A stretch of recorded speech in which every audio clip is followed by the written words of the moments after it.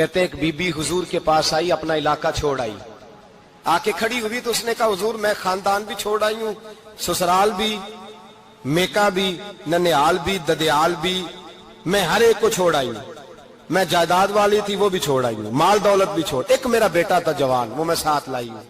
سونیا یہ آپ کی نوکری کرے گا اور میں حضرت فاطمہ کی ڈیوٹی کروں گی, میں حضرت عائشہ کے برتن دھویا کروں گی, میں بھی نوکری کروں گی, حاضر ہے. فرماتے ہیں رسول پاک نے بچہ اصحاب صفہ میں رکھ لیا, اصحاب صفہ میں, اور بی بی کو نبی پاک صلی اللہ علیہ وسلم نے عورتوں کے ساتھ متعین کیا. حضرت انس کہتے ہیں وہ نوجوان بڑا پیارا, بڑا میٹھا, بڑا دھیما, بڑا وفاشار, وہ سبق اچھی طرح یاد کرتا, وہ نماز دلچسپی سے پڑھتا, وہ حضور کی باتوں کو غور سے سنتا. جوان اس ماں بیٹے کے تذکرے ہونے لگے کہ بڑی جائیدادیں چھوڑ کے آئے, بڑے مال والے, انہوں نے بڑی قربانی دی ہے, ہر رشتہ ناتا توڑ کے رب رسول سے یارانہ لگایا ہے, اللہ بڑا بے نیاز ہے. وہ بچہ بیمار ہو گیا, شدید علیل ہوا. حضرت انس بن مالک فرماتے ہیں ہم قریب جا کے بیٹھے تیمارداری کرنے تو اتنا علیل ہوا کہ اس کا وجود کانپنے لگا. کہتے ہیں کچھ ہی دیر گزری تو اس نے کلمہ پڑھا, روح پرواز کر گئی. کہتے ہیں نبی پاک صلی اللہ علیہ وسلم کو بلایا, حضور آئے تو آنکھوں میں آنسو. نبی پاک صلی اللہ علیہ وسلم نے سر پہ ہاتھ پھیرا اور پہلے حضور نے جملے ارشاد فرمایا تم غسل دو, کفن دو, میں خود اس کا جنازہ پڑھاؤں گا. پھر حضور نے فرمایا نہیں, اسے غسل نہیں دینا, ارادہ بدل گیا ہے, پروگرام تبدیل ہو گیا, اسے غسل نہیں دینا, کفن نہیں دینا. حضور کیا کرے؟ فرمایا اس کی اماں کو جا کے بتاؤ. یہ نہیں فرمایا بلا کے لاؤ, اماں کو جا کے بتاؤ.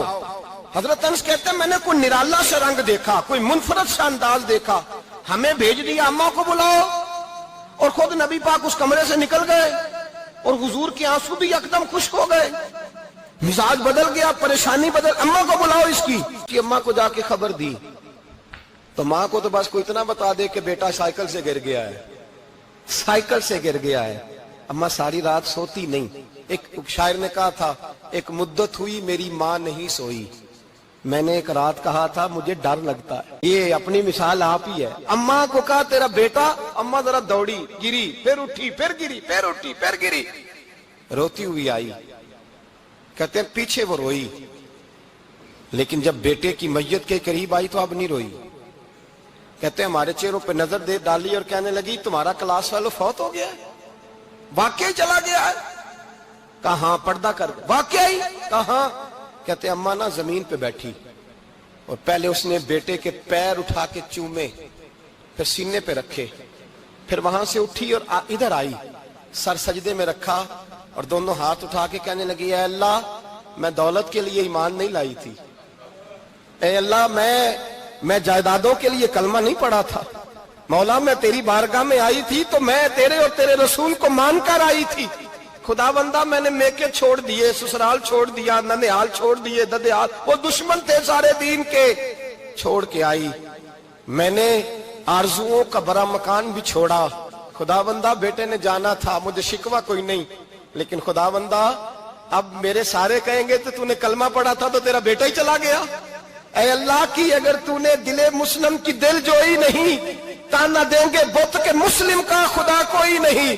اے اللہ میرا یقین کہتا ہے کہ اگر تو مارنے پہ قادر ہے تو زندگی دینے پہ بھی قادر ہے. خدا بندہ کافروں کو راضی نہ کر, وہ خوش ہو جائیں گے, وہ مجھ پہ تانے کسیں گے, پھپتیاں کسیں گے. اے عرش کے مالک رحمت کا دروازہ کھول, میں تیرے نبی کی بارگاہ ناز میں رہتی ہوں, نظر فرما. حضرت انس بن مالک فرماتے ہیں ایمان, یقین اور استقامت کے ساتھ اس بوڑھے نے جب دعا مانگی تو ہم نے مسجد نبوی کے صحن میں عجیب نظارہ دیکھا. ایک ماں نے دعا مانگی تو بیٹا اٹھ کے بیٹھ گیا.